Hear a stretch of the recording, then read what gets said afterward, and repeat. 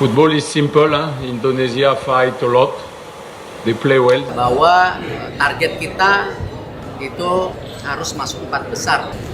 Nah, tapi kan mempertahankan naik kelas itu tidak mudah.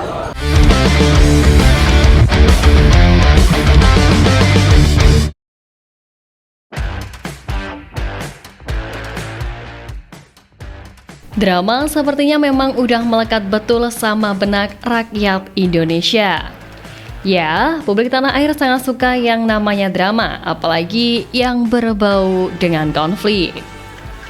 Dan sepak bola walaupun konteksnya cuma bola berbentuk bundar yang digajul sana-sini, tapi nyatanya drama bisa lebih ribet dari sinetron tanah air. Yap, di Piala AFF 2024, Indonesia suka tak suka memang menjadi tim yang paling problematik. Tentu kita nggak ada urusan sama adik-adik U22 yang main, karena sejatinya mereka cuma memenuhi tugas negara. Nah, tapi di sini segala intrik di luar lapangan kayaknya kok makin menjadi-jadi. Yang gokilnya sekarang fans timnas akan terbagi menjadi dua kubu, ada yang pro Pak Erik serta ada yang pro STY. Kemudian ditambah dengan terhentinya perjalanan tim Garuda di ajang bergengsi ASEAN ini, kritik, hujatan, dan cemoohan sedikit banyak pun juga terlontar pada elemen timnas yang sejatinya dari awal udah dibilang kalau ajang ini cuma sebagai uji coba pemain muda. Tapi meski begitu, Coach Shin Tae-yong sebagai pelatih kepala meminta maaf kepada seluruh publik atas hasil buruk di Piala AFF 2024 ini, di mana sejatinya pun beliau menjelaskan bahwa pemain muda yang dibawa ini memang diproyeksikan untuk turnamen usia muda di masa mendatang. Ya, bagi Coach Shin dengan bekal di ajang level senior ini, para punggawa muda pun juga jadi mendapatkan kesempatan berharga untuk mengumpulkan lebih banyak pengalaman.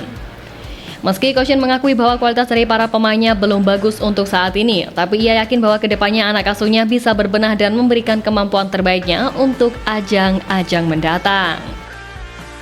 Tapi terlepas dari itu pun, Shin Tae-yong juga menegaskan bahwa fokus utamanya saat ini adalah babak ketiga kualifikasi Piala Dunia 2026 yang hanya menyisakan 4 laga sisa lagi.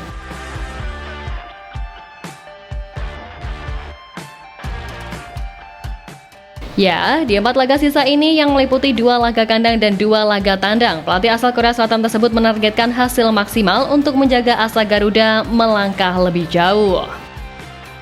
Jelas, 2 laga kandang yang tersisa akan menjadi fokus utama dari Coach Shin Tae-yong. Sebab dengan bermain di hadapan bergulung sendiri yakni di Stadion Gelora Bung Karno, hal ini dipastikan akan menjadi benteng kokoh bagi skuad Garuda, di mana dukungan dari ribuan supporter diharapkan mampu memberikan dukungan moral bagi pemain seperti yang sering terlihat dalam laga-laga sebelumnya. Kemenangan di laga kandang bukan hanya soal poin tetapi juga soal mental bertanding tim, sebab Shin Tae-yong menargetkan 2 kemenangan penuh untuk memastikan Indonesia tetap bersaing di papan tengah grup. Kita harus maksimalkan laga kandang, tidak ada ruang untuk kesalahan, ungkapnya dalam sesi latihan terakhir. Nah, tapi meski lebih sulit, laga tandang pun juga tidak boleh diabaikan, di mana Coach Shin menginstruksikan para pemainnya untuk tampil disiplin dan fokus penuh demi mencuri poin di markas lawan. Ya, dengan kehadiran pemain abroad seperti Kevin Dice, Kelvin Verdong, Justin Hubner, dan pemain-pemain abroad lain, diharapkan mampu memberikan dimensi baru bagi permainan timnas, menilik pengalaman mereka di Liga Eropa untuk meningkatkan kualitas dari permainan Garuda. Shin Tae-yong memang dikenal dengan pendekatan taktiknya yang cukup fleksibel, di mana dalam laga-laga sisa nanti, ia diprediksi akan mengoptimalkan formasi 4-3-3 dengan kombinasi permainan cepat dan penguasaan bola. Selain itu pun, fokus juga diberikan pada peningkatan efektivitas dari serangan balik, mengingat kekuatan lawan yang memang sering bermain menyerang.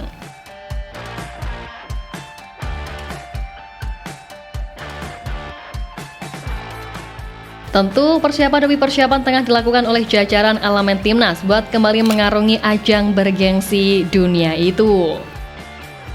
Ya, setelah nasib buruk di ajang AFF kemarin, kita lupakan saja ajang yang sejatinya perlu banyak dibenahi itu.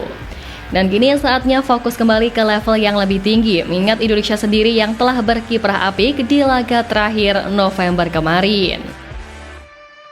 Seperti yang kita semua tahu pun, di FIFA Matchday November kemarin, Indonesia secara mengejutkan mampu menang dari timnas Arab Saudi di laga terakhir mereka di putaran ketiga kualifikasi Piala Dunia 2026. Atas hasil tersebut, Arab Saudi pun tertahan di posisi keempat klasemen sementara grup C, yang mana setelah itu Arab Saudi kembali ke lapangan hijau dan tampil di Piala Teluk Arab 2024. Nah, tampil tanpa pemain abroad karena turnamen digelar di luar agenda FIFA, Hatim Haimi menyebut bahwa pelatih Hervi Renard wajib memberikan gelar juara bagi tim. Tuntutan itu pun juga turut membuat Hatim Haimi meminta federasi melakukan proses naturalisasi seperti yang dilakukan oleh Indonesia demi menyelamatkan penampilan Arab Saudi yang semakin terpuruk. Menurutnya, Arab Saudi sudah sepatutnya menarik pemain muda berbakat dari Afrika untuk tampil sejak dini di klub profesional dan menaturalisasinya di masa yang akan datang.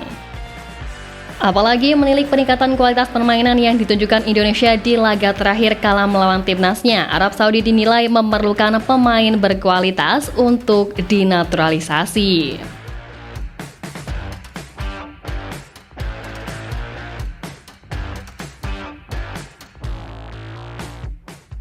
Nah, menariknya di lain sisi Arab yang sampai berniat meniru langkah dari Indonesia, timnas Cina yang saat ini berada di peringkat ke-6 grup C juga dikabarkan telah menyiapkan 3 gebrakan dari federasinya untuk mengarungi laga tandang ke tanah air nanti. 3 gebrakan itu meliputi pemusatan latihan tambahan yang akan dilakoni bulan depan yang diperuntukkan untuk mengatasi kelemahan Cina terutama di lini pertahanan. Kemudian, Liga Super Cina juga melakukan inisiatif untuk memberi jalan bagi tim nasional dengan mengatur jeda selama 26 hari guna memberi persiapan terbaik untuk timnasnya mempersiapkan diri jelang bersua Indonesia. Selain itu pun mereka juga tak mau kalah dengan ikut menaturalisasi 2 pemain anyar berkualitas guna mengatasi perlawanan dari para pemain top Eropa yang dimiliki tim Garuda. Tentu segala gebrakan yang dilakukan oleh Cina ataupun Arab Saudi tadi sedikit banyak membuktikan kalau mereka sama sekali tak lagi memandang remeh kekuatan timnas Indonesia untuk saat ini.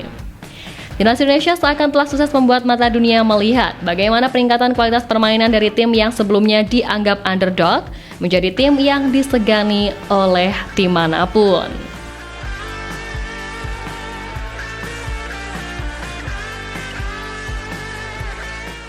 Tapi meski begitu, Pak Ketum PSSI Pak Erick Thohir menegaskan bahwa perjalanan skuad Garuda ini masih sangat panjang. Meski memang kemenangan ini menjadi momen bersejarah bagi timnas Indonesia, mengingat dalam 15 pertemuan sebelumnya melawan Arab Saudi, Garuda hanya mencatat 4 kali imbang dan 11 kekalahan. Dengan kemenangan ini pula Indonesia naik ke posisi ketiga klasemen sementara grup C dengan 6 poin, sama dengan Arab Saudi tetapi unggul secara head to head. Dan untuk mewujudkan impian tampil di Piala Dunia 2026, tim Garuda dapat lolos langsung jika berhasil mengamankan posisi kedua klasemen akhir. Dan alternatif lainnya jika menyelesaikan putaran ketiga di posisi ketiga atau keempat, Indonesia berpeluang melaju ke babak kualifikasi keempat atau babak playoff. Tentu dengan 4 pertandingan tersisa ini peluang Indonesia masih terbuka lebar, yang mana kemenangan atas Arab Saudi bisa menjadi momentum penting yang harus dimanfaatkan untuk meraih hasil maksimal di laga-laga berikutnya. Namun, seperti yang diingatkan oleh Pak Erick Thohir, fokus dan konsistensi akan menjadi kunci utama dalam menjaga asa untuk tampil di putaran final Piala Dunia untuk pertama kalinya dalam sejarah sepak bola Indonesia.